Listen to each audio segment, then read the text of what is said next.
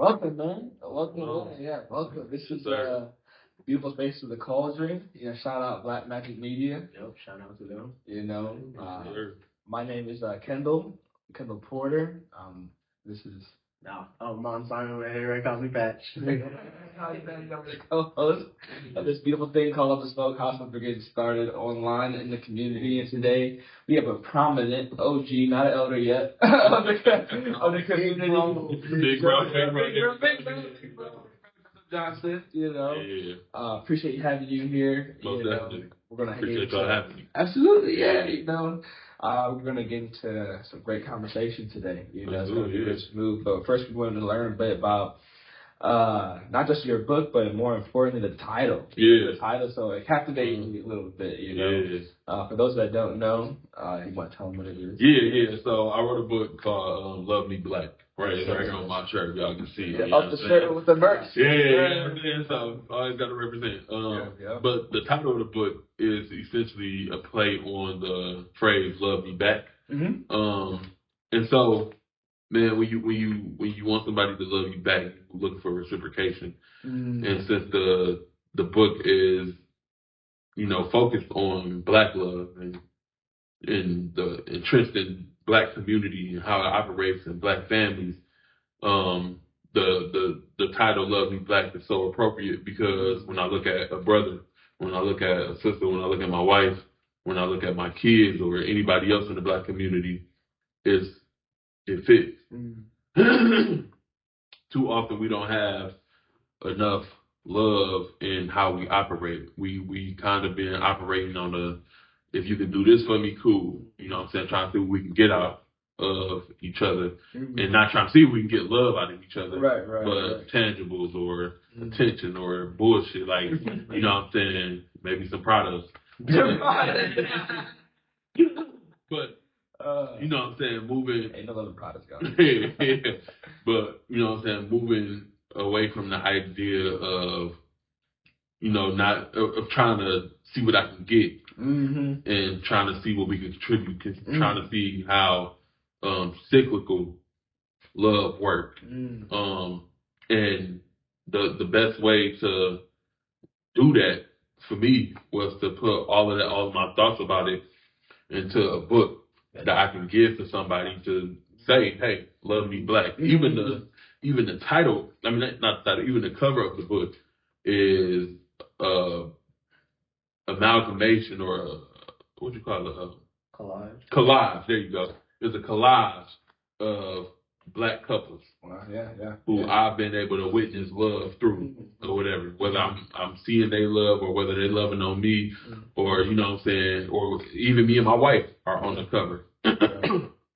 And so, Love Me Black, the title of it means so much to me because it's not only a statement, it's not only a movement, but it's something that I feel really deep in my heart. Absolutely. It was cool for I first read it, like my mind went in two directions. At first it was very literal, like love me black. Like at first it was very like anyone, like what is black love? Like how anyone can kind of like not appropriate but appreciate, what black love and how even the media and culture, the ideology of black love and black family, and how it's been kind of appropriated as something totality now. But like Black love, like anyone can love me black, But I think it's my brain also went to let's say that Tandra of Love Me Back. And for me the thought of like playing on that word for me back and black, I combined it and I was talking, but to me it's like getting back black love. As well. So my brain was kind of playing with those two things.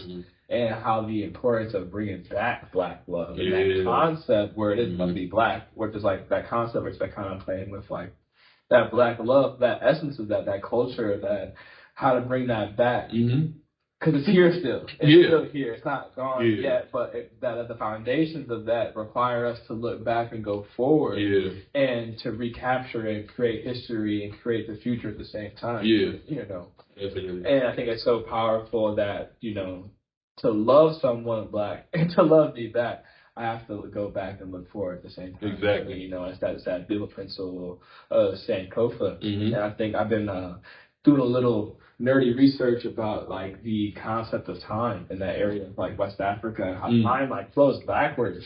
And the way I think about it, in essence, is because we are impermanent, and time is permanent. So time flows through the impermanent. Okay. We don't flow through the permanent. Right. So in that sense, we are creating history, we are creating the future.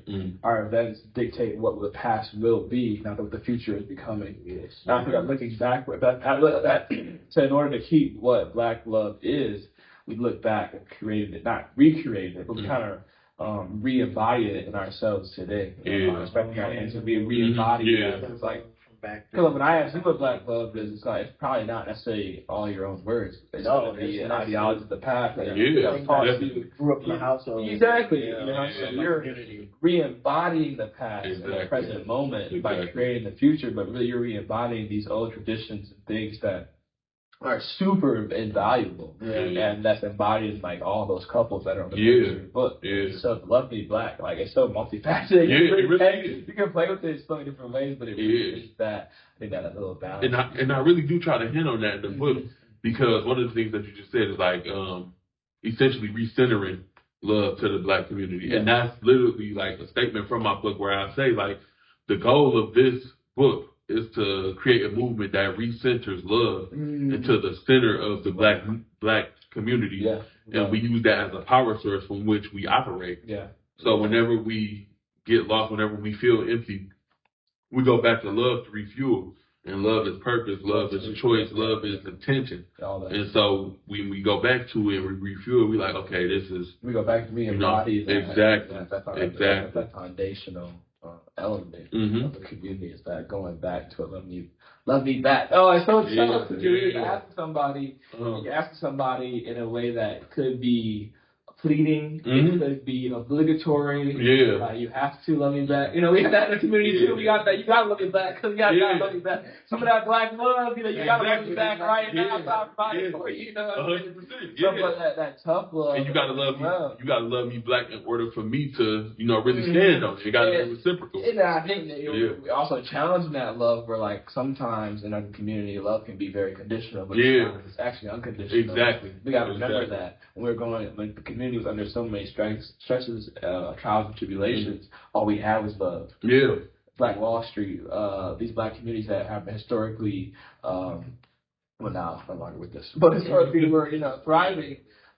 They were so centered around love as a necessity. There was nothing else outside. There wasn't anything else outside. They were allowed to be a part of the greater commerce. So it that was necessity that created love. So now we have an opportunity to create love outside necessity, just like the choice of intention. Because you choose it, because we're looking back at seeing what these communities were. We're looking back, but now we're like, okay, we see how love was there because that's all they had. They were forced into it, But now we're at a place we can be intentional about it. And choose it again for ourselves, for X, Y, and Z strength. And again, like love is the foundation, but also the goal. We're trying to produce more love by being in love. Trying to keep it and maintain it. It's kind of a symbiotic relationship. You pour it into love, but love is also pouring into every aspect of you. Absolutely. So bro. So the title, bro, it's a declaration. It's a question. It's a plea. It's all of that, bro. It's all of that, because even in some of my chapters, at the end of it, I got a chapter called Letter to the Brothers, and I got another one called Letter to the Sisters. And at the end of both of those chapters, for the one with the brothers, I say, love her Black. Because the chapter is essentially about how we have failed our women as Black men because we haven't lived up to who we are supposed to be. We always say that we the leaders of the household, we supposed to be the head, all this other shit, but we ain't been leading them to nothing but some bullshit. And so, you know what I'm saying? We went to the Prada store, not the Black grocery store. Exactly, we went to Prada. We didn't go to, you know what I'm saying? Mr. Town Hall, niggas watching the Lions play. Exactly. And then, school don't got no funding, but what happened? Man, and then, bro, that's such a powerful analogy because we didn't go to the town hall, because we don't know what the fuck going on because we want to watch football. We missed all of that. We didn't get to speak up. We didn't get to fight for nothing. Then our family is affected by it because of whatever bullshit statutes that's been put into place. And now my wife looking at me like, what we gonna do?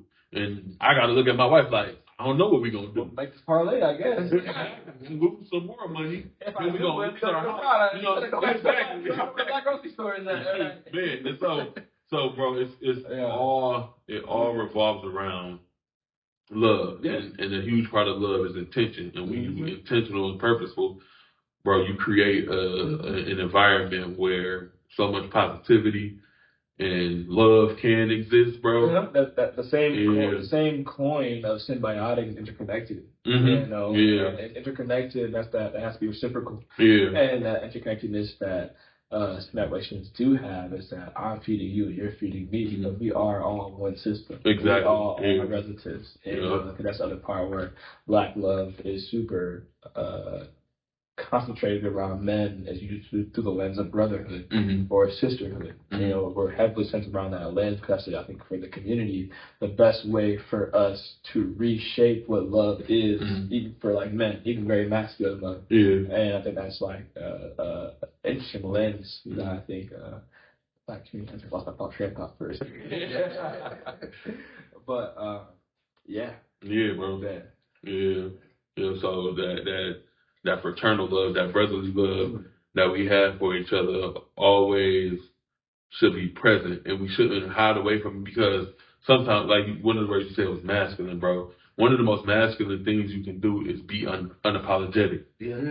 Like, when the term masculine simply just means what men typically do, right? And so, because we have this idea of because we have this idea of how men typically rock out or what we are supposed to be, we don't even attribute those same attributes to how we move. But we still want all of the accolades of being a man. We still want our women to revere us. We still want people to look at us as if we somebody, and we not moving like we somebody. They must be talking. Bro. Supposed to be a sound. We get into like definitions. The words are powerful. Books are powerful. Like masculine actually is defined that versus what is culturally understood. Exactly. Like disconnected. And then we have a conversation from there where it's like, well, we gotta talk about the disconnect that what's culturally considered masculine is just gender norms and stereotypes that stem from, again, very racist institutions. Things that are unhealed from. Exactly. The same that W.D. was talking about, the same clothes that are affecting the community us now. We're still moving from that. What is masculine propaganda? Propaganda there. We're still moving from that. So it's like, that conversation of what's masculine. I'm like, well, you don't even know the definition of masculine. Exactly. You don't even open up very much the dictionary. You don't even know the definitions of whatnot. But so again, like, this is a little clipping and whatnot. I'm getting to like excited to talk more about what outside the title. What you got coming up? Yeah, bro. So the goal is to write at least 5 books, and not just that's just not a wild number. I have titles for those books, but under the auspices of, I hope I use that word right. Auspices. What's up? We'll find some on the chat too. Under the auspices of the idea of Love Me Black as a general statement. So the title of this first book was Love Me Black, but the subtitle was Black Love Restored. I want to have one that specifically and intentionally focuses on marriage and building a family, community building, and all of that. I also want to write a screenplay centered around the ideas of the book or whatever. I love love stories, and I love Black love stories. So I've been talking to one of my little bros. Shout out to you, Jimmy. Been talking to Jimmy because he's talented actor, director, writer. Comer, right? Comer, yeah. I went to high school with him. Oh, for real? I went to high school with him. Yeah, bro. Okay. Yeah, Jimmy Comer. Like, I think 2 or 3 grades beneath me. Okay. We're gonna get him on the podcast too. He's still beyond. Talking, but good brother. High school. Jimmy, man, talented, bro. Really talented, bro. He just did a performance. I saw his Instagram. Shout out to brother. Yeah, but so I want to do a movie. I want to do a play with it. You know what I'm saying? I want to do so much because I understand that people perceive things in different ways. At least turn the volume. At least turn the silent off, baby. Don't just quiet. Turn the finger off. But I understand that people receive messages through so many different mediums, and I love movies, bro. That film is a massive medium. Yeah, a massive medium. I love plays. I halfway love books. I told you about we that. love it, right? If I can learn from Real it, visual, I love books. You know what I'm saying? So as long as the book teach me something, I rock with it for sure. Or if the audio book is in like your voice. Yeah. The Disney boy Jojo one time. But no, yeah. So I really, want to be intentional about spreading the message and making sure the message is not convoluted, making sure it's creative, making sure it's, beautiful, because love is beautiful. Yeah. And love me black. It's even more beautiful. It's even more beautiful. It's so, you know what I'm saying? So lovely. Yeah. It's not a catch 22. No, it's real. It's raw. Yeah, it's real. It's raw. Well, shit, man. Like you said, you got plans and stuff. I'm not gonna keep you too much longer, but we as you go and create more books, we're gonna keep this partnership, this friendship going. Yeah, for sure, most definitely. Keep building on that and having you on so you can talk about it, and at some point, get more people to talk about it as well. Definitely. Yeah. All right. Well, man, of course, man, of course. Definitely. Yes, sir. Yep. Well, we're